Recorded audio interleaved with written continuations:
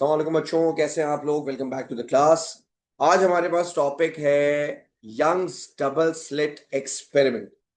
लेकिन Young's double slit experiment पढ़ने से पहले 2 मिनट लगाकर हम जल्दी से एक रिवीजन करते हैं, रिकॉल करते हैं कि टू सोर्स इंटरफेरेंस क्या होता था। मैंने आपको बताया था कि बेटा फर्ज करें अगर आपके पास दो वेव्स की सोर्सेज हैं, यानी दो जगहों से वेव्स निकल के आ रही हैं, तो वो वेव्स एक दूसरे से क्या करेंगी, वो वेव्स एक दूसरे से ओवरलैप करेंगी, एक दूसरे से सुपरपोजिशन करेंगी। सुपरपोजिशन करने के नतीजे में कुछ पॉइंट्स पर कंस्ट्रक्टिव इंटरफेरेंस हो रहा था, कुछ पॉइंट्स पर डिस्ट्रक्टिव इंटरफेरेंस हो रहा था। और इस तरह की मैंने आपको एक डायग्राम बना के भी दिखाई थी, ड्रॉ करके भी दिखाई थी। जैसे अगर मैं इस डायग्राम की डिटेल्स दोबारा से रिकॉल करूं तो इस डायग्राम में जो solid lines are representing peaks, crests, लेकिन जो डॉटेड लाइंस हैं दे आर रिप्रेजेंटिंग ट्रफ्स। मैंने आपको ये बात सिखाई थी कि बेटा अगर पीक के ऊपर पीक आ गई या ट्रफ के ऊपर ट्रफ आ गया तो कंस्ट्रक्टिव इंटरफेरेंस होती है। लेकिन अगर एक तरफ से पीक आ रही है और दूसरी तरफ से वैली आ रही है, ऐसी सूरत में कौन सी इंटरफेरेंस होती है? ऐसी सूरत में डिस्ट्रक्टिव इंटरफेरेंस होती है। और सामने एक ऑल्टरनेट पैटर्न बन रहा था, कंस्ट्रक्टिव डिस्ट्रक्टिव कंस्ट्रक्टिव डिस्ट्रक्टिव। ये बात मैंने आप लोगों को लास्ट क्लास में पूरी तरीके से पढ़ा दी थी। आज हम क्या करने जा रहे हैं? आज हम पढ़ने जा रहे हैं लाइट की इंटरफेरेंस। अच्छा, लाइट की इंटरफेरेंस मैंने इंट्रोड्यूस करवा दी थी लास्ट टाइम। मैंने कहा था कि लाइट की इंटरफेरेंस हम किस तरीके से करवाते हैं, और सामने आपके पास ब्राइट एंड डार्क फ्रिंजेस बन रही है। ब्राइट एंड डार्क फ्रिंजेस का मतलब है जहां जहां पर ब्राइट लाइट थी हमने कहा था भाई यहां पर कंस्ट्रक्टिव इंटरफेरेंस हुई होगी, जहां जहां डार्क लाइट थी हमने कहा था यहां पर डिस्ट्रक्टिव इंटरफेरेंस हुई होगी। तो आई होप तुम्हें ये सारे कॉन्सेप्ट्स याद आ रहे होंगे। आज हम पढ़ने जा रहे हैं डबल स्लिट एक्सपेरिमेंट। क्या है डबल स्लिट एक्सपेरिमेंट? पहले तो सबसे ऊपर तुम एक हेडिंग देखो, एक हेडिंग लिखी हुई है फॉर ऑब्जर्वेबल इंटरफेरेंस पैटर्न।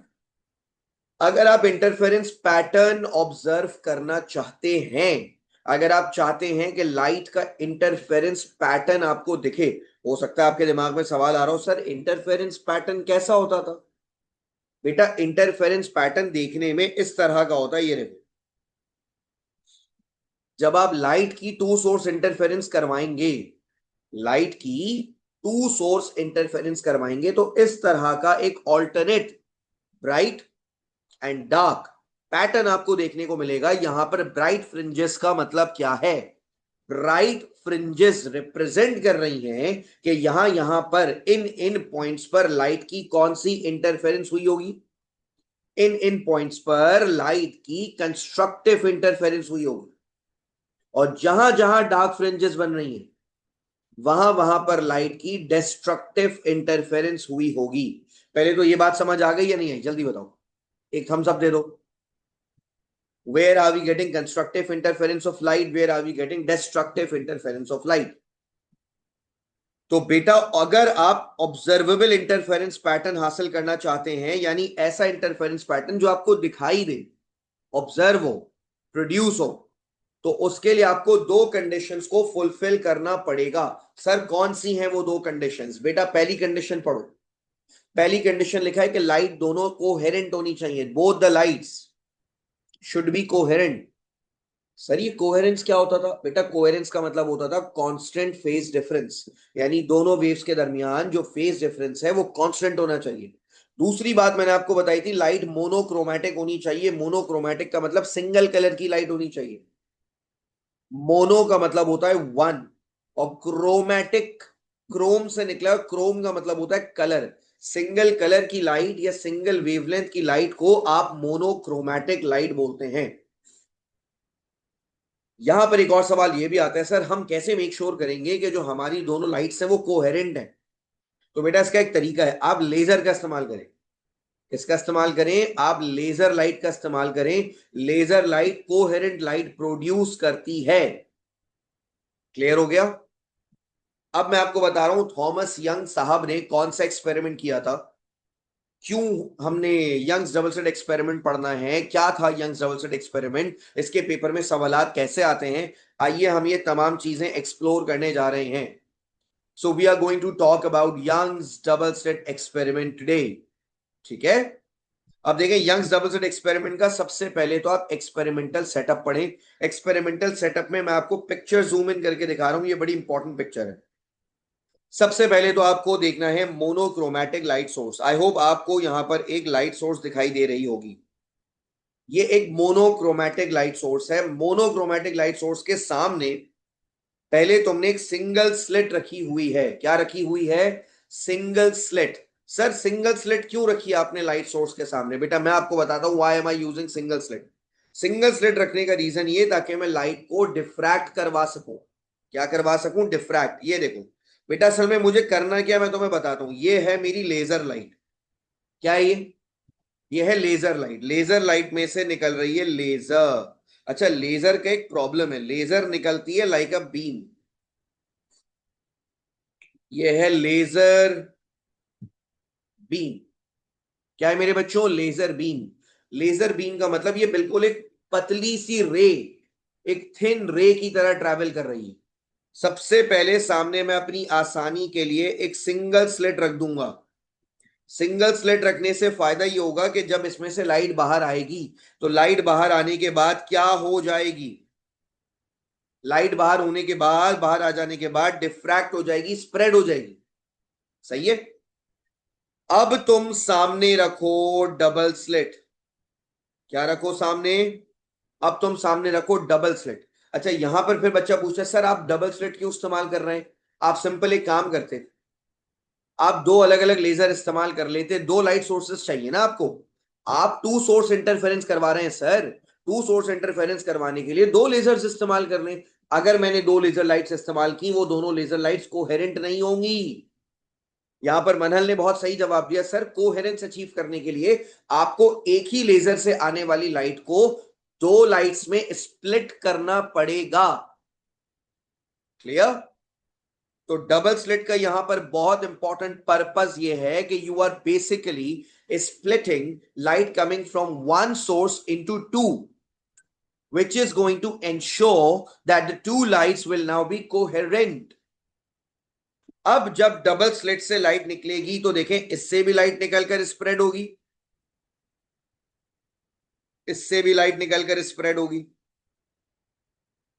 अब क्या हो रहा है भाई? दोनों सोर्सेस से लाइट निकल के स्प्रेड हो रही है।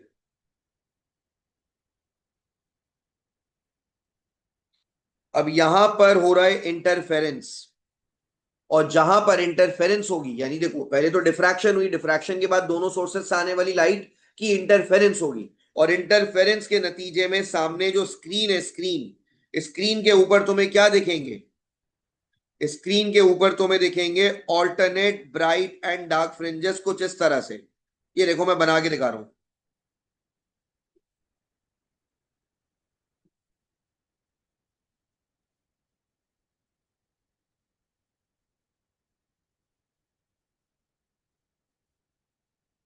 आपको इस तरह का एक ऑल्टरनेट पैटर्न मिलेगा। जहां जहां पर आपको ब्राइट फ्रिंज मिल रही है, इट रिप्रेजेंट्स कंस्ट्रक्टिव इंटरफेरेंस। जहां जहां पर आपको डार्क फ्रिंज मिल रही है, it is representing destructive interference. समझ आ गई बात? तो पहले तो बेटा मैं यंग्स डबल स्लिट एक्सपेरिमेंट का आपको इंट्रोडक्शन पढ़ाऊंगा। देखें क्या लिखा हुआ है। जितना भी टेक्स्ट लिखा हुआ है, अब मैं वो टेक्स्ट पढ़ने जा रहा हूं, नोट्स पढ़ने जा रहा हूं। लिखा हुआ है Young's double slit experiment produces a diffraction and an interference pattern using the setup as shown in the diagram। पहले तो बता दिया भाई कि यंग्स डबल स्लिट एक्सपेरिमेंट में लाइट की डिफ्रैक्शन होती है, इंटरफेरेंस होती है, और फिर इंटरफेरेंस के बाद एक इंटरफेरेंस पैटर्न भी प्रोड्यूस होता है।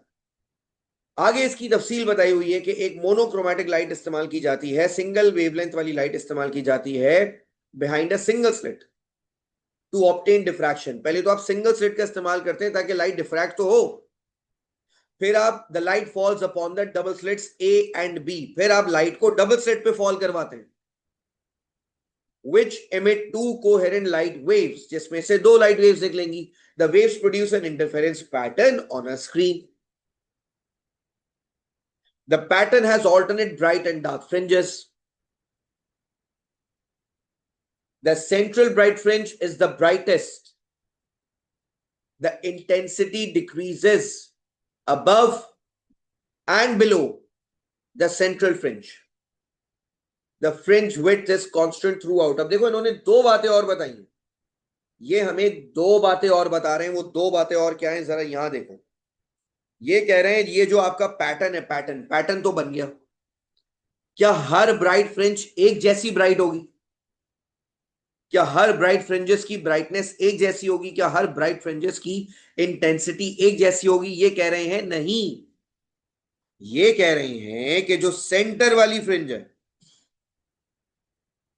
इसकी ब्राइटनेस सबसे ज्यादा होगी,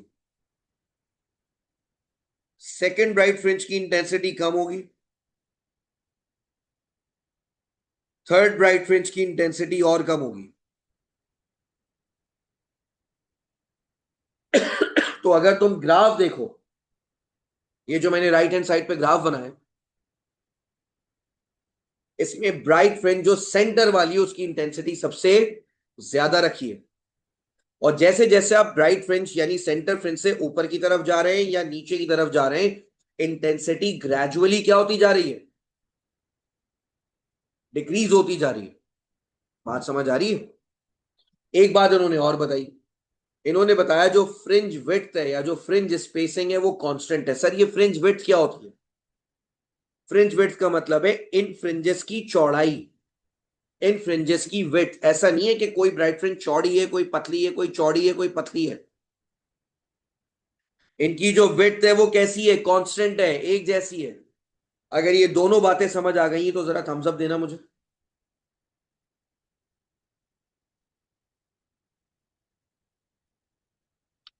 चलो भाई यहां तक तो हो गया गुड सीन। अब आते हैं नेक्स्ट पेज पर। ये देखो भाई,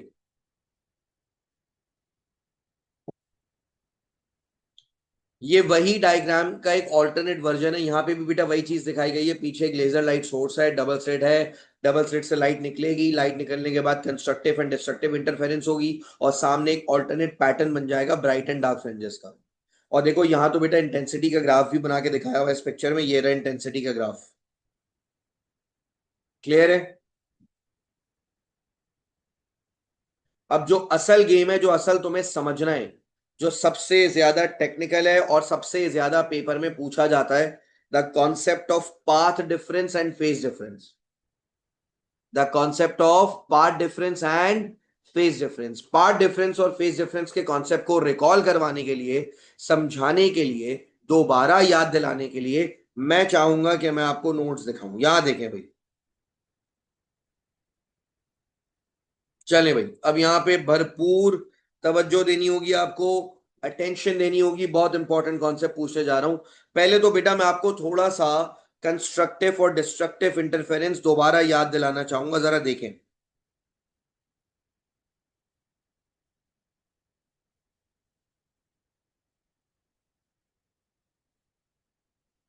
मेरे बच्चों ये तुम्हारे पास आ गई एक अदद वेव। मैं एक और वेव बनाने जा रहा हूं। ये आ गई मेरे पास एक और वेव, दूसरी वेव आ गई।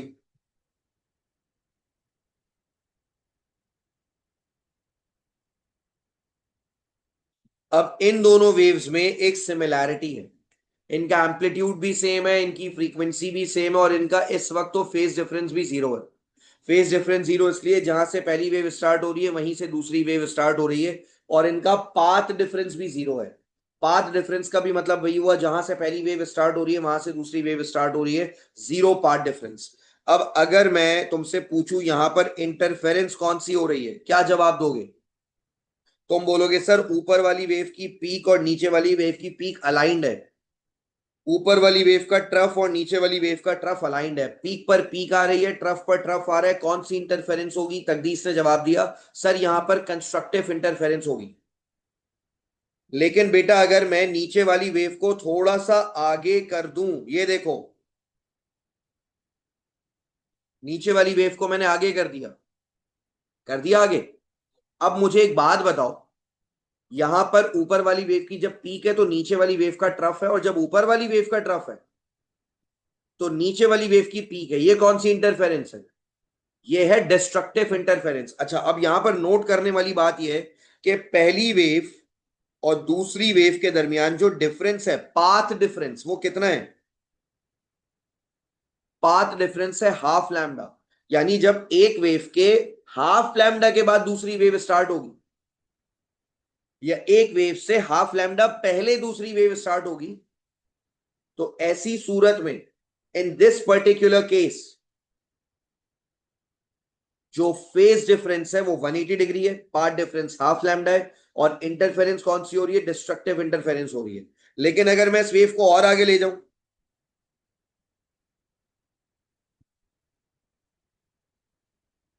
अब मुझे बताओ कौन सी इंटरफेरेंस होने वाली है?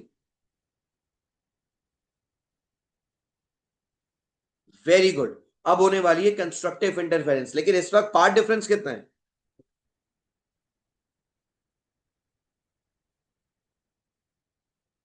कितना है पार्ट डिफरेंस? अब की बार पार्ट डिफरेंस है हाफ लैम्डा। तो half lambda plus half lambda कितना हो गया? Half lambda plus half lambda 1 lambda. तो बेटा 1 लैम्डा के पार्ट डिफरेंस पर कंस्ट्रक्टिव इंटरफेरेंस हो रही है। अगर मैं इसको और आगे ले जाऊं, अब दोबारा डिस्ट्रक्टिव इंटरफेरेंस हो रही है, पार्ट डिफरेंस हो गया half lambda half lambda half lambda. ये टोटल पार्ट डिफरेंस हो जाएगा 1.5 लैम्डा या 3/2 लैम्डा। तो मैं तुम्हें इसका कंक्लूजन याद दिलाता हूं बेटा। इसका कंक्लूजन ये था कि कंस्ट्रक्टिव इंटरफेरेंस होती थी 0 पार्ट डिफरेंस पर, लैम्डा के पार्ट डिफरेंस पर, 2 लैम्डा के पार्ट डिफरेंस पर, 3 लैम्डा के पार्ट डिफरेंस पर, and so on. Destructive interference होती थी मेरे बच्चों हाफ लैम्डा पर, 1.5 लैम्डा पर, और 1.5 लैम्डा को आप 3/2 लैम्डा भी कह सकते हैं। 2.5 लैम्डा पर, 3.5 लैम्डा पर, इन तमाम वेवलेंथ्स पर, इन तमाम डिफरेंसेस पर कौन कौन सी इंटरफेरेंस होती थी? डिस्ट्रक्टिव इंटरफेरेंस होती थी। तो जल्दी से थम्स अप देकर बताओ ये वाली बात याद आई या नहीं याद आई? परफेक्ट। अब मैं इसी कॉन्सेप्ट को अप्लाई करने जा रहा हूं। इसी कॉन्सेप्ट को मैं अप्लाई करने जा रहा हूं कहां पर पता है? यंग्स डबल स्लिट एक्सपेरिमेंट में मैं अप्लाई करने जा रहा हूं। देखना जरा अब जरा। ये देखो, सबसे पहले तो मैं यंग्स डबल स्लिट एक्सपेरिमेंट का एक एक्सपेरिमेंटल सेटअप बनाता हूं। फर्स्ट करो, यहां से आ रही है तुम्हारी लेजर लाइट।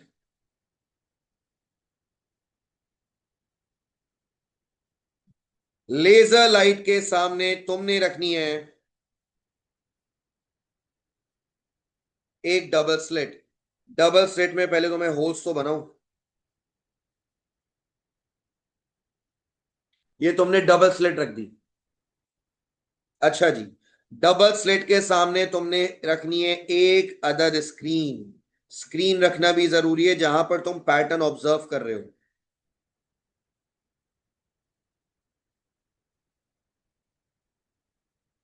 क्लियर है? हाँ, अब यहां पर एक सवाल आया, सर सिंगल स्लिट नहीं होगी पहले? सिंगल स्लिट भी तो रखें ताकि लाइट डिफ्रैक्ट हो। ये लेजर लाइट की बीम कैसे घुसेगी दोनों स्लिट्स में? तो बेटा ये तो प्रिटी ऑब्वियस है कि यहां पर पहले एक सिंगल स्लिट रखनी पड़ी होगी। वो मैं बना नहीं रहा, वो तो ऑब्वियस है ना बेटा कि लाइट वहीं से आ रही होगी, है ना? लेकिन अगर तुम्हें फिर भी कोई कंफ्यूजन है, मैं बना देता हूं। ये ऑब्वियस था कि यहां पर लाइट ये जो आ रही है, ये लाइट सिंगल स्लिट से ही निकल के आ रही है। अच्छा बेटा, मैं ये भी बता दूं कि एग्जाम में कभी कभार ऐसा होगा कि एग्जामिनर आपको ये सिंगल स्लिट वाली चीज बनाकर नहीं देगा। इसीलिए मैंने भी नहीं बनाई, क्योंकि तुम्हें आदत होनी चाहिए। एग्जामिनर तुम्हें डायरेक्ट डबल स्लिट बना के दे सकता है। ये सिंगल स्लिट कभी आती है कभी नहीं आती, तो बेटा इसको वो मत करो, उसकी आदत मत डालो। तो बल्कि मैं हटा ही रहा हूं ताकि तुम्हें एग्जाम के हिसाब से आदत हो।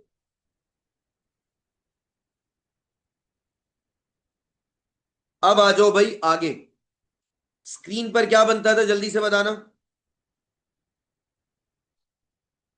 स्क्रीन पर क्या बनता था? स्क्रीन पर बनता था हमारे पास एक अदद इंटरफेरेंस पैटर्न। इंटरफेरेंस पैटर्न कैसा होता था भाई? इंटरफेरेंस पैटर्न में बीच में बनता था ब्राइट फ्रिंज। ब्राइट फ्रिंज बनाने जा रहा हूं, जरा गौर से देखना।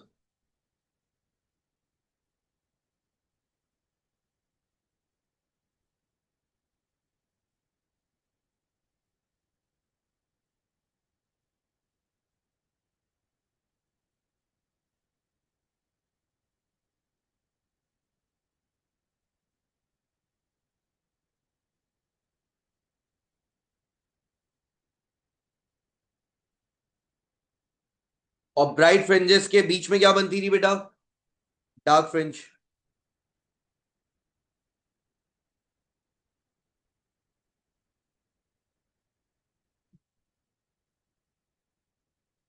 ऑलराइट, अब इस पैटर्न को बनाने के बाद आएगा असल सवाल बेटा, ये है constructive interference, constructive interference, constructive interference, constructive interference, constructive interference. अब यहां पर मेरा बहुत इंपॉर्टेंट जवाब दोगे तुम। Can you see light ray number 1 and light ray number 2?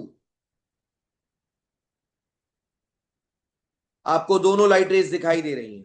कौन बच्चा बताएगा which light ray is travelling a longer distance? कौन सी light ray longer distance travel कर रही है? लाइट रे नंबर 1 ज्यादा लंबा फासला तय कर रही है, लाइट रे नंबर 2 ज्यादा लंबा फासला तय कर रही है, या दोनों का फासला बराबर है? Come on.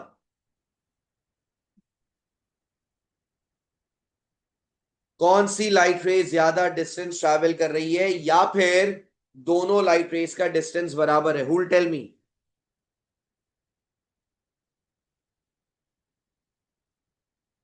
यहां पर जितना डिस्टेंस पहली वाली स्लिट से आने वाली लाइट कर रही है, दूसरी वाली लाइट भी सेम डिस्टेंस ट्रैवल कर रही है। सेंटर पे जो आके टच हो रही है ना लाइट, दोनों का डिस्टेंस सेम है। तो अच्छा मुझे एक बात बताओ, अगर दोनों लाइट्स का डिस्टेंस सेम है तो यहां पर मेरे बच्चों पाथ डिफरेंस कितना हुआ? जितना लंबा पाथ लाइट रे नंबर 1 ने ट्रैवल किया है, उतना ही लंबा पाथ लाइट रे नंबर 2 ने भी ट्रैवल किया है।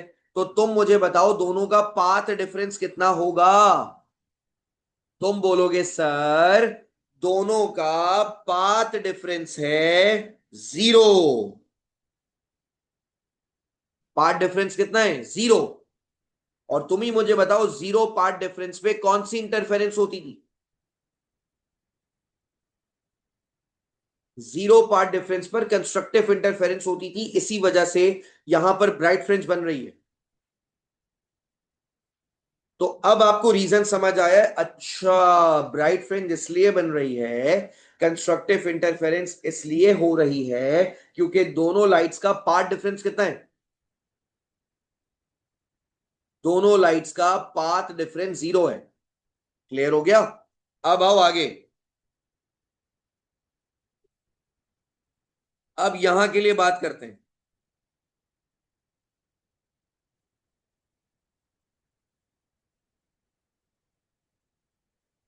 हाँ भाई, सोच समझ कर जवाब देना। क्या दोनों लाइट्स का पाथ डिफरेंस 0 है? क्या दोनों का पाथ इक्वल लेंथ का है? अब दोनों का पाथ इक्वल लेंथ नहीं है बेटा, 1 का पाथ छोटा है, 2 का पाथ लंबा है। So is there a path difference? Yes. तो अगर यहां पाथ डिफरेंस है तो सवाल यह है कि पाथ डिफरेंस कितना होगा? बहुत आसान है। यहां पर दोबारा से कंस्ट्रक्टिव इंटरफेरेंस हुई है तो यहां पर यकीनन पाथ डिफरेंस होगा लैम्डा। कितना होगा बेटा? लैम्डा। क्योंकि आपको पता है 0 के बाद दोबारा कंस्ट्रक्टिव इंटरफेरेंस कब होती है? लैम्डा पार्ट डिफरेंस पर। और नीचे भी पार्ट डिफरेंस कितना होगा? लैम्डा। अब यहां पर आ जाओ।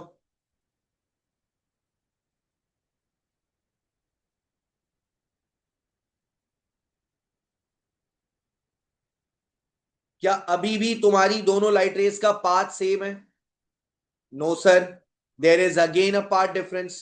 तो यहां पर अगर दोबारा कंस्ट्रक्टिव इंटरफेरेंस हो रही है तो यहां पार्ट डिफरेंस कितना होगा बेटा? लैम्डा के बाद बताओ, when do you get another constructive interference?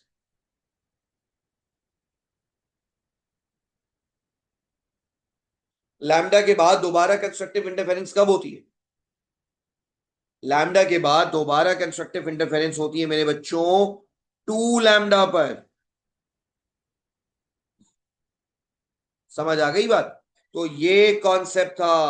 अच्छा, अब एक बात बताओ, अब एक बात बताओ कि तुम्हारे पास डार्क फ्रिंजेस भी तो हैं। डार्क फ्रिंजेस का मतलब बहुत आसान है बेटा, बताओ पहला डार्क फ्रिंज कब बनता है?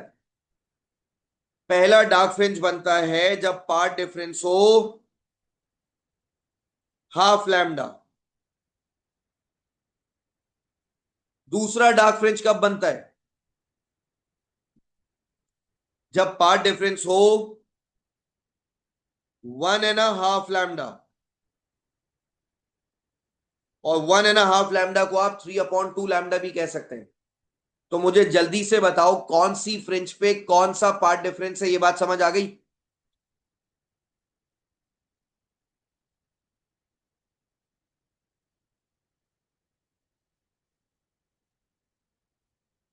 आई होप इट मेक सेंस।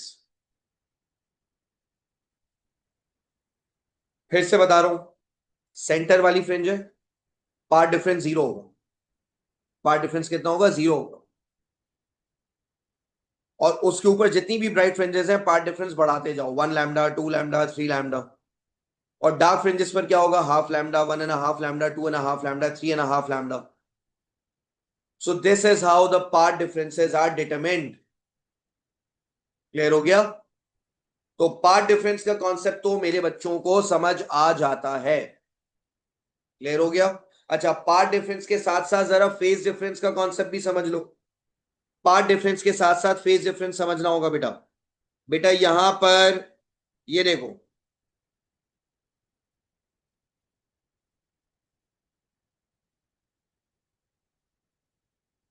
यहां पर मैंने दो फ्रिंजेस को लेबल किया है P and Q.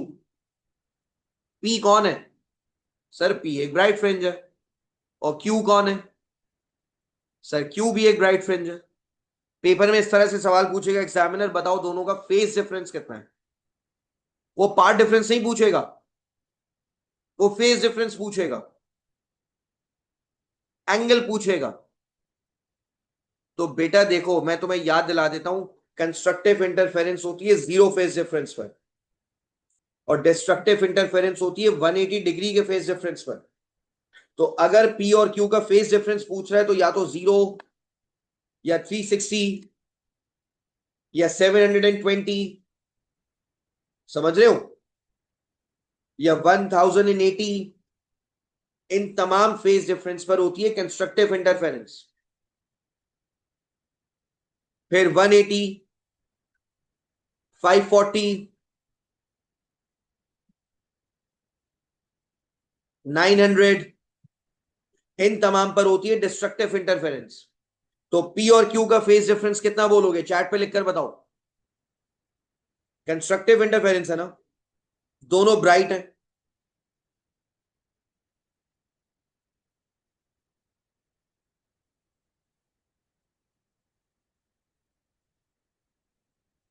Good. 0 and 360,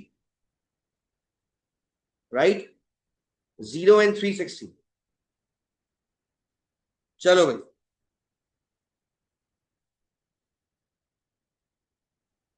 तो यहां पर फेज डिफरेंस कितना हो गया? यहां पर फेज डिफरेंस हो गया जीरो, यहां पर हो गया 360, यहां पर फेज डिफरेंस हो गया 720। Same goes for here. यहां पर होगा 180, डार्क फ्रिंज का बता रहा हूं, 180, 180 के बाद 540।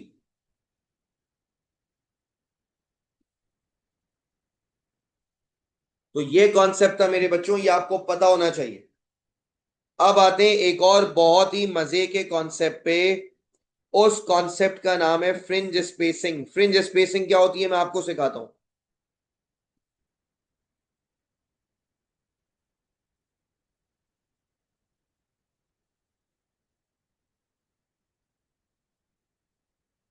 ऑलराइट, अब मेरे बच्चों जरा जल्दी से हेडिंग पढ़ो, क्या लिखी हुई है? हेडिंग लिखी हुई है फ्रिंज विड्थ या फ्रिंज स्पेसिंग। सर ये फ्रिंज विड्थ या फ्रिंज स्पेसिंग क्या होती है? What is that? What is fringe width और व्हाट इज फ्रिंज स्पेसिंग, क्या होती है? एक बार पढ़ो, लिखा हुआ है फ्रिंज विड्थ और फ्रिंज स्पेसिंग। अच्छा, दोनों का एक ही नाम है, फ्रिंज विड्थ बोलो फ्रिंज स्पेसिंग बोलो, बात एक ही है। और फ्रिंज विड्थ को रिप्रेजेंट करते हैं लेटर एक्स से। Fringe width is represented by the letter X. लिखा हुआ है is the distance between the centres of two consecutive bright और डार्क फ्रिंजेस। बेटा ये बड़ा मुश्किल करके लिखा हुआ है, मैं आसान भाषा में समझा देता हूं। यार फ्रिंज विड्थ का मतलब है एक फ्रिंज की चौड़ाई। फ्रिंज विड्थ का मतलब है एक फ्रिंज की चौड़ाई। एक फ्रिंज कितनी चौड़ी है। और अगर आपको उसको ऐसे नहीं समझना तो आप इसको ऐसे समझ सकते हो, इसके सेंटर से लेकर इसके सेंटर का फासला।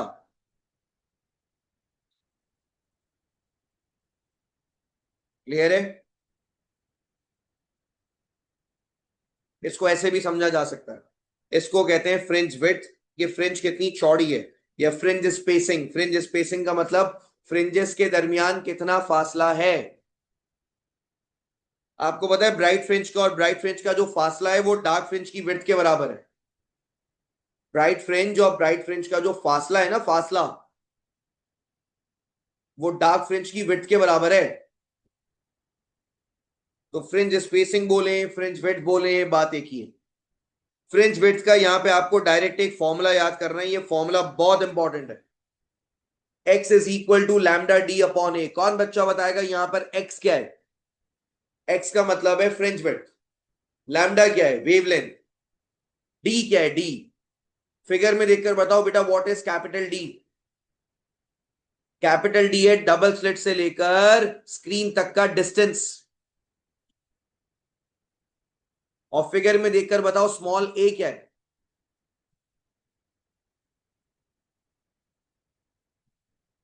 स्मॉल ए है दोनों स्लिट्स के दरमियान का फासला, ऊपर वाली स्लिट और नीचे वाली स्लिट के दरमियान का फासला। तो पहले तो मुझे एक बात बताओ, लैम्डा डी और ए ये सारे फैक्टर्स क्लियर हैं आपको।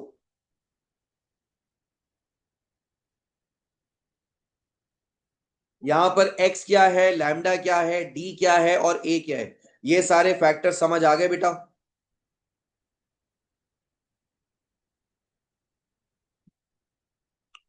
Very good. अब मैं सिर्फ ये फॉर्मूला यूज करना सिखा रहा हूं, ये फॉर्मूला यूज कैसे करते हैं। तो फॉर्मूला यूज करना सीखना बहुत जरूरी है। अब यहां पर जरा एक मिनट ये देखो।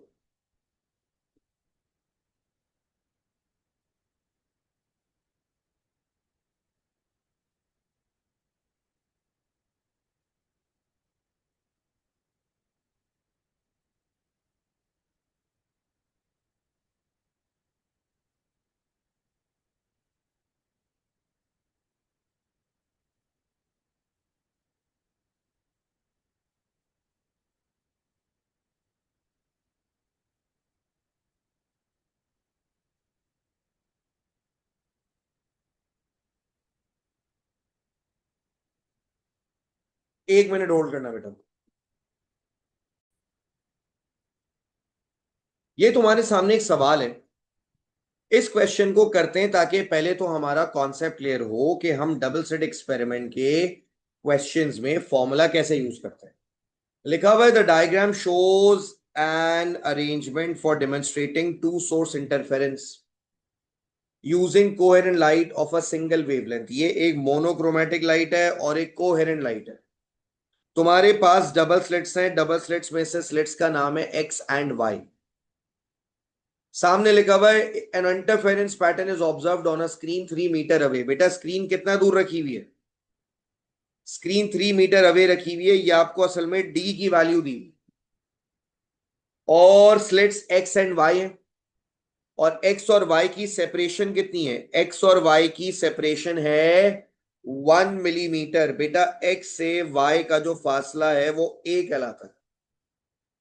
लिखा हुआ है central bright fringes at Q. ये है central bright fringe and the second bright fringe is at P. ये सेंट्रल ब्राइट फ्रिंज है, ये फर्स्ट ब्राइट फ्रिंज है, ये सेकेंड ब्राइट फ्रिंज है। कह रहे हैं what is the distance between Q and P. कह रहे हैं क्यू से लेकर पी का फासला बताओ। तुम्हें अभी अभी मैंने बताया बेटा ब्राइट फ्रिंज से ब्राइट फ्रिंज का फासला होता है एक्स। अब अगर बेटा यहां से यहां का फासला x है और यहां से यहां का फासला x है, तो तुम बताओ तुम्हें x निकालना है या 2x निकालना है। जीरो से फर्स्ट का फासला x है और फिर फर्स्ट का सेकंड से फासला भी x है। तो तुम्हें यहां पे x निकालना है या 2x निकालना है। तुम्हें यहां पे 2x निकालना है। P और Q का जो फासला है वो x नहीं है, वो 2x है। बात समझ आ रही है? तो सबसे पहला काम ये करो कि पहले तो x का फॉर्मूला लगाओ। क्या होता है x का फॉर्मूला? x का फॉर्मूला होता है लैम्डा डी अपॉन ए।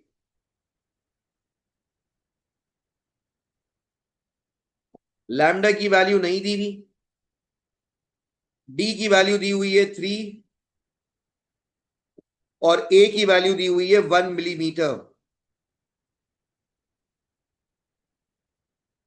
जब ये 10⁻³ ऊपर जाएगा क्या बन जाएगा? ये बन जाएगा 10⁻³ और ऊपर एक और चीज बच गई लैम्डा। तो मेरे बच्चों ये जो जवाब तुमने निकाला है ये तो x का जवाब है, तुम्हें तो 2x निकालना है। तो अगर x 3 इंटू 10⁻³ आ रहा है तो 2x कितना आएगा बताओ? 2x कितना आएगा बताओ? 2x आएगा 6 इंटू 10⁻³ लैम्डा। इस हिसाब से क्या आंसर मार्क करूं? ए बी सी डी, जल्दी बताओ।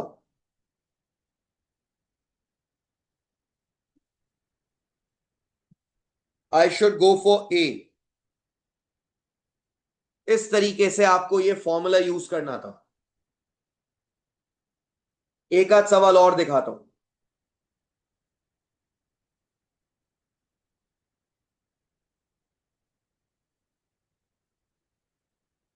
बेटा अब हम करेंगे क्वेश्चन नंबर 27। पढ़ो और करो। क्या कह रहे हैं यहां पे? Light of a single wavelength यानी मोनोक्रोमैटिक लाइट की बात हो रही है, is incident normally on a two slits that are 0.2 millimetre apart. यानी आपको एक ही वैल्यू दी हुई है। Interference fringes are observed on a screen that is 5.4 metre away. ये आपकी स्क्रीन का फासला यानी आपको डी की वैल्यू दी हुई है। The distance between successive bright fringes is 12 mm। Successive bright fringes का मतलब ब्राइट फ्रिंज से ब्राइट फ्रिंज का फासला दिया हुआ है 12 mm। यानी एक्स की वैल्यू दी हुई है, लैम्डा निकालना है। बेटा ये सवाल आप खुद करें और आंसर बताएं, मैं रिकॉर्डिंग पॉज कर रहा हूं। तो देखो ये सवाल मैं भी करवा रहा हूं। यहां पर तुम्हें सबसे पहले लैम्डा निकालना है ना। मैं अगर होता तो मैं लैम्डा को सब्जेक्ट बना लेता, आंसर आता एक्स ए अपॉन डी। अब सिर्फ वैल्यूज रखनी है और आंसर निकालना है। एक्स की वैल्यू है 12 mm यानी 12 इंटू 10⁻³ ए की वैल्यू है 0.2 mm यानी 0.2 इंटू 10⁻³ और नीचे क्या लिखा हुआ है? नीचे लिखा हुआ है डी। और डी की वैल्यू मेरे बच्चों क्या होती है? डी की वैल्यू होती है, क्या होती है? डी की वैल्यू दी हुई है तुम्हें 5.4 मीटर। कैलकुलेटर में वैल्यूज डालते हैं, आइए। ये देखें भाई,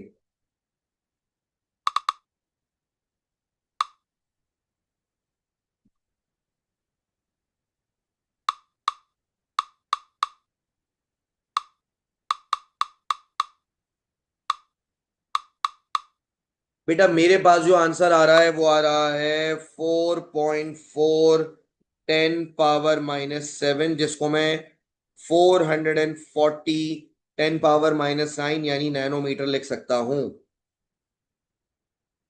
तो इस सवाल का सही जवाब आ रहा है ए। क्लियर हो गया? That is the thing. सही है। अब आइए क्वेश्चन नंबर 28 करते हैं। क्वेश्चन नंबर 28 में कोई कैलकुलेशन नहीं है। क्वेश्चन नंबर 28 एक थ्योरेटिकल कॉन्सेप्चुअल क्वेश्चन है। पढ़े।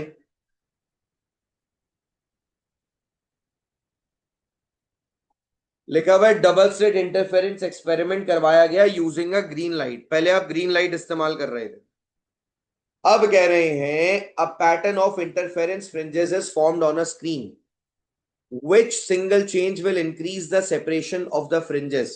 बेटा फ्रिंजेस की सेपरेशन बढ़ानी है, क्या करें? यानी x की वैल्यू बढ़ानी है, क्या करें? अब तुम मुझे बताओ, x का फॉर्मूला होता है लैम्डा डी अपॉन ए। x डायरेक्टली प्रोपोर्शनल किसके? लैम्डा के और डी के। इनवर्सली प्रोपोर्शनल किसके? ए के। अब तुम्हें क्या करना है, तुम्हें एक्स की वैल्यू बढ़ानी है। कह रहे हैं पहले पार्ट में, देखो ए में क्या कह रहे हैं, ए में कह रहे हैं increase the width of the slit. यार अगर तुमने ईच स्लिट की विड्थ बढ़ा दी, स्लिट की विड्थ का क्या मतलब है, पहले स्लिट्स छोटी थी, पतली पतली थी, अब तुमने स्लिट्स मोटी मोटी कर दी हैं। तो मैं एक बात बताऊं, एक्स जो है ना, एक्स वो स्लिट की विड्थ पर डिपेंड नहीं करता, वो स्लिट के स्पेसेस पे डिपेंड करता है। एक्स डिपेंड करता है एक स्लिट से दूसरे स्लिट के डिस्टेंस पर। स्लिट कितनी चौड़ी है इस पे एक्स डिपेंड नहीं करता, राइट। तो ए आंसर नहीं है। बी में कह रहे मूव द स्क्रीन नियर। बेटा अगर तुम स्क्रीन करीब ले आओगे तो डी की वैल्यू कम हो जाएगी, और डी की वैल्यू कम होने से एक्स की वैल्यू कम हो जाएगी, तो बी भी नहीं हो सकता। सी में कह रहे use slits that are further apart. बेटा फर्दर अपार्ट करने का मतलब है ए की वैल्यू बढ़ा दी, अगर ए बढ़ाओगे तो एक्स कम हो जाएगा, सी भी नहीं हो सकता। डी में कह रहे हैं use a red light instead of green light. तुम्हें पता है रेड लाइट की वेवलेंथ ज्यादा होती है, और अगर वेवलेंथ ज्यादा होगी तो एक्स की वैल्यू भी क्या हो जाएगी, ज्यादा हो जाएगी। तो D is the right answer. ये बात समझ आई या नहीं आई?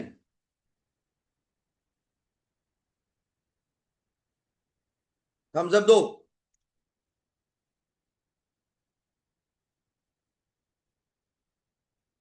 गुड। चलो भाई क्वेश्चन नंबर 29 करेंगे आप लोग खुद से। क्वेश्चन नंबर 29 करें, मैं रिकॉर्डिंग पॉज कर रहा हूं।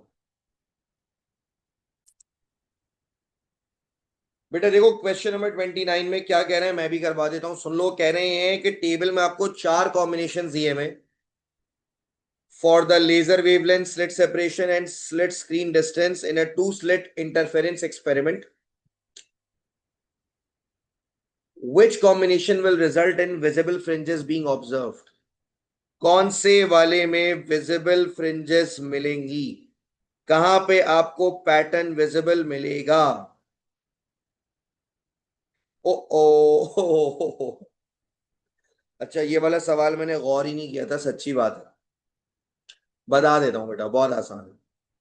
पहले तो देखो यहां पर एक चीज तुमने नोट करनी थी कि पहले और दूसरा तो बेटा हो ही नहीं सकता, क्योंकि जो 200 नैनोमीटर की वेवलेंथ है ना, ये आपको दिखाई नहीं देती।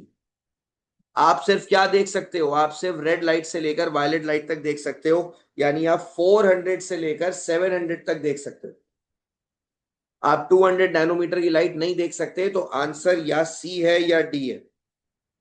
अब सी और डी में से हमें फैसला करना है कि कौन सा पैटर्न हमें दिखेगा, कौन सा पैटर्न हमें नहीं दिखेगा। अगर तुम एक्स का फॉर्मूला देखो, एक्स का फॉर्मूला होता है लैम्डा डी अपॉन ए। बेटा डी की वैल्यू ज्यादा से ज्यादा होनी चाहिए और ए की वैल्यू कम से कम होनी चाहिए, राइट। ऐसी सूरत में विजिबल ऑब्जर्वेबल फ्रिंजेस मिलेंगी। अब आप बताओ डी ज्यादा का है और ए कम का है। It is happening in option, it is happening in option C. Why not D? D में डिस्टेंस कम है और ए ज्यादा है, तो इस सवाल का सही जवाब सी था। क्लियर हो गया? ओके।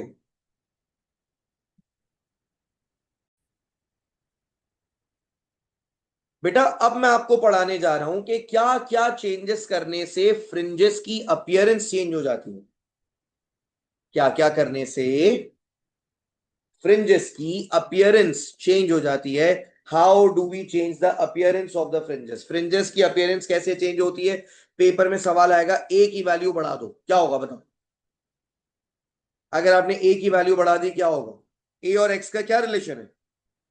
फॉर्मूला होता है x is equal to lambda D upon A. आप बताओ ए को बढ़ाने से एक्स पर क्या फर्क पड़ेगा? अगर आपने स्लिट सेपरेशन बढ़ा दी, ए बढ़ा दिया तो एक्स की वैल्यू कम हो जाएगी, यानी स्लिट्स के दरमियान स्पेसेस कम हो जाएंगे, ओ सॉरी, फ्रिंजेस के दरमियान स्पेसेस कम हो जाएंगे। फिर वो बोलेगा बेटा डी चेंज कर दो, स्क्रीन को दूर कर दो, क्या होगा?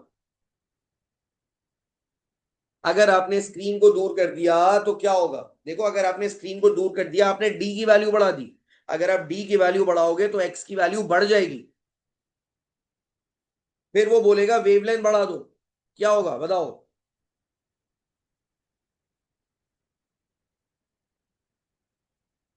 वेवलेंथ बढ़ाओगे तो एक्स की वैल्यू कम हो जाएगी। अब देखो, ये तो बड़े आसान आसान है, ये तो बहुत आसान आसान है, लेकिन एग्जामिनर आपका दोस्त तो है नहीं।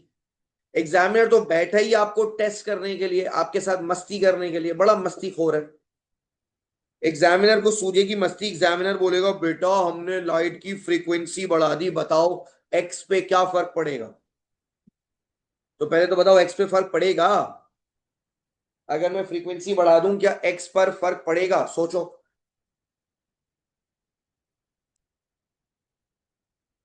तो बेटा मैंने सवाल पूछा, क्या फ्रीक्वेंसी चेंज करने से एक्स की वैल्यू चेंज होगी? बेटा मेरे बच्चों, अगर फ्रीक्वेंसी बढ़ाओगे तो लैम्डा की वैल्यू कम हो जाएगी, और लैम्डा कम हो गया तो एक्स की वैल्यू भी कम हो जाएगी। समझ आ रही है बात या नहीं आ रही? एक थम्स अप दे देता है बंदा।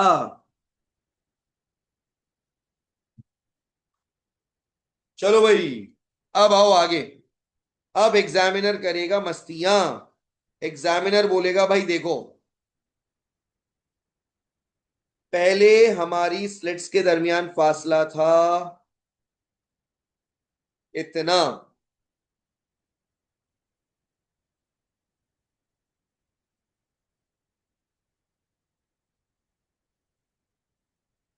अब देखो अब क्या करेगा examiner.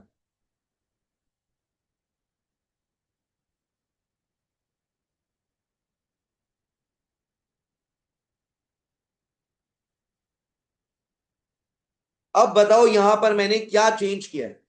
What changes have I made? तुम्हें पता है यहां पर स्लिट नंबर वन और स्लिट नंबर टू, मतलब डबल स्लिट वन और डबल स्लिट टू में क्या डिफरेंस है? मेरे बच्चों तुम्हें पता है दोनों की ए की वैल्यू सेम है। ए की वैल्यू दोनों की क्या है? सेम है। ए क्या होता था? ए होता था स्लिट सेपरेशन, स्लिट सेपरेशन। बेटा स्लिट सेपरेशन जितनी पहले वाले डबल स्लिट की है, उतनी ही स्लिट सेपरेशन दूसरी वाली डबल स्लिट की भी है। बस फर्क इतना है कि एक तरफ स्लिट्स छोटी छोटी हैं, स्लिट विड्थ कम है, और दूसरी तरफ स्लिट विड्थ ज्यादा है। एक तरफ स्लिट विड्थ कम है, एक तरफ स्लिट विड्थ ज्यादा है। समझ आ रही है बात? अब एग्जामिनर इससे पूछेगा, पहले तो बताओ क्या एक्स पर कोई फर्क पड़ेगा? अगर मैं इसके बजाय ये वाली डबल स्लिट इस्तेमाल करूं, क्या एक्स पर कोई फर्क पड़ेगा?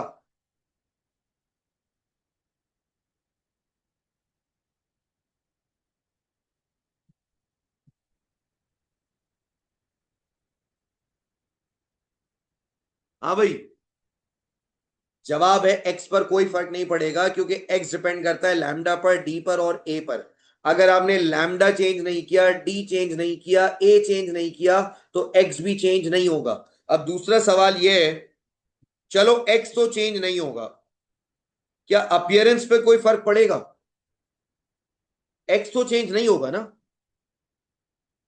यानी जो आपकी फ्रिंजेस है, फ्रिंजेस की जो विड्थ है, फ्रिंजेस की जो चौड़ाई है, फ्रिंजेस की जो स्पेसेस है, वो चेंज नहीं होंगी। लेकिन क्या ओवरऑल अपियरेंस पे, पैटर्न पे कोई फर्क पड़ेगा?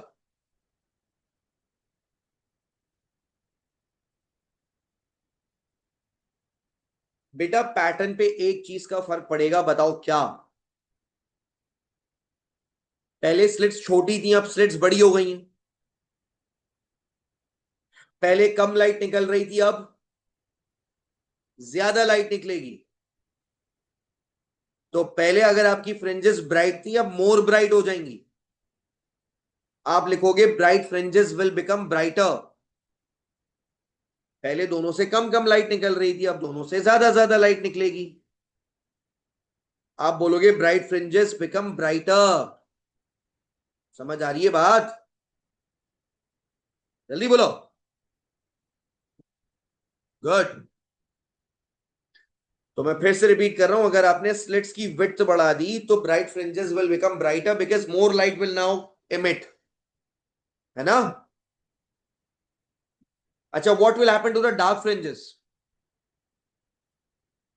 What will happen to the dark fringes? Bright fringes become brighter. What will happen to the dark fringes?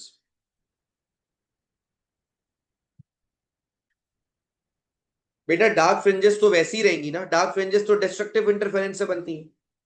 पहले ब्राइट ब्राइट थी, अब ब्राइटर ब्राइटर है, लेकिन डार्क तो डार्क ही रहेगी ना। पहले भी डिस्ट्रक्टिव इंटरफेरेंस हो रही थी, यानी दोनों एक दूसरे को कैंसिल कर रही थी। अब भी दोनों एक दूसरे को कैंसिल कर देंगी, तो dark fringes appear the same, लेकिन ब्राइट फ्रिंजेस अपीयर ब्राइटर। तो ये कॉन्सेप्ट, और ये मैंने नोट्स में लिखी हुई है सारी चीजें। जरा पॉइंट नंबर 4 पढ़ो। पॉइंट नंबर 4 पढ़ो, जल्दी से जल्दी से जल्दी से। लिखा हुआ है if slit size are increased without changing slit separation. अगर आपने स्लिट साइज बढ़ा दिया लेकिन आपने सेपरेशन चेंज नहीं की, ए की वैल्यू चेंज नहीं की, तो बताइए क्या होगा? लिखा हुआ है the fringe spacing remains unchanged. X पर कोई फर्क नहीं पड़ेगा, fringe spacing remains unchanged. Only the bright fringes become brighter as more light emits। और फिर ये भी बताओ, dark fringes remain the same, lights completely cancel, also due to wider slits light diffract less, so smaller pattern with less number of maxima and minima। बेटा point number 4 पूरा पढ़ो और पढ़कर बताओ ये समझ आया या नहीं आया, जल्दी बताओ।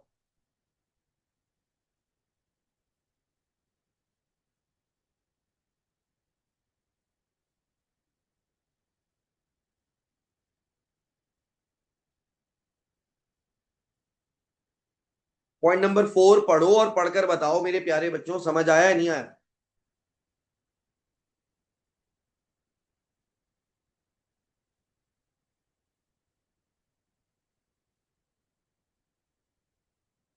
अब आ जाओ इसके बाद पॉइंट नंबर 5 पर। पॉइंट नंबर 5 बड़े मजे का है। If one slit size is increase without changing slit separation. अच्छा, अगर मैं दोनों स्लिट्स को चौड़ा ना करूं, सिर्फ एक स्लिट को चौड़ा कर दूं, क्या मतलब हुआ? ये देखो, अगर मैं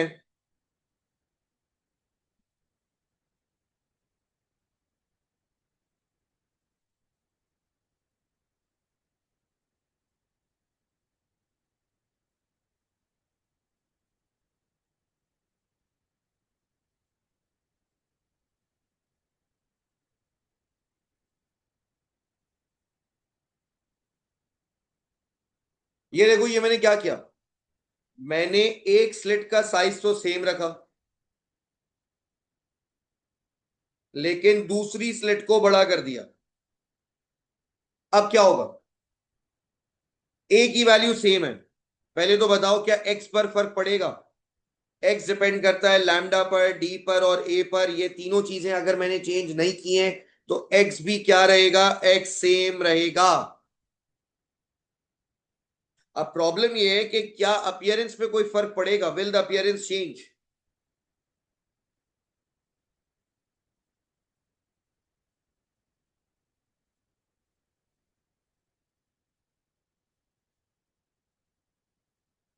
yes, very good Taqdees, very good. पहले तो बताओ ब्राइट फ्रिंजेस पर क्या फर्क पड़ेगा? Will the bright fringe become brighter? क्या ब्राइट फ्रिंज ब्राइटर हो जाएगी? यस। देखो ना, फर्स्ट करो, इससे इंटेंसिटी निकल रही है 2 और इससे इंटेंसिटी निकल रही है 2, तो ब्राइट फ्रिंज की इंटेंसिटी हो जाएगी 4। 2 और 2 4। और डार्क फ्रिंज की इंटेंसिटी हो जाएगी 0। 2 2 कैंसल्स 2 0। अब मान लो इससे इंटेंसिटी निकल रही है 2 और इससे इंटेंसिटी निकल रही है 5।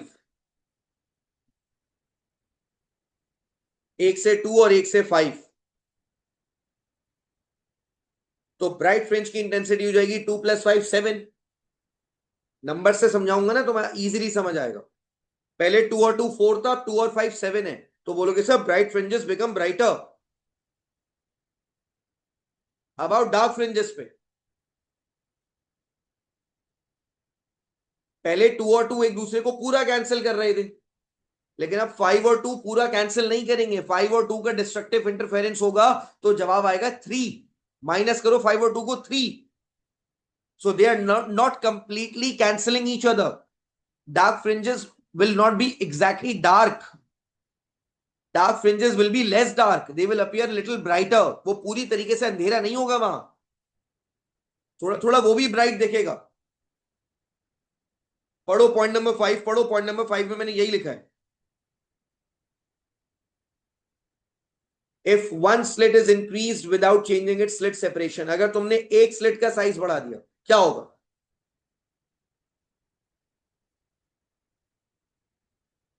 यहां लिखा हुआ है, पहले तो बता दिया कि भाई लैम्डा चेंज नहीं हो रहा, डी चेंज नहीं हो रहा, ए चेंज नहीं हो रहा, एक्स भी चेंज नहीं होगा। फिर कह रहे हैं the bright fringes become brighter as more light emits from one slit, and dark fringes also become brighter because light do not completely cancel. और एक लास्ट पॉइंट है, if a white light source is used, अगर आपने white light इस्तेमाल की तो क्या होगा? तो व्हाइट लाइट के इस्तेमाल से देख लें भाई, white light has a range of colours. White light में एक कलर थोड़ी होता है, व्हाइट लाइट मोनोक्रोमैटिक नहीं होती, व्हाइट लाइट पॉलीक्रोमैटिक होती है, और हर कलर की अलग वेवलेंथ है, हर कलर अलग डिफ्रैक्ट होगा, उसका अलग पैटर्न बनेगा। भाई देखो ना, तुम्हें पता है यार डिफ्रैक्शन किस पर डिपेंड करती है? मैंने डिफ्रैक्शन का एक रेशो बताया था, याद है? डिफ्रैक्शन का रेशो था वेवलेंथ अपॉन गैप साइज। अगर तुम व्हाइट लाइट इस्तेमाल करोगे तो व्हाइट लाइट के अंदर तो बहुत सारी वेवलेंथ्स हैं, हर वेवलेंथ का डिफ्रैक्शन अलग होगा,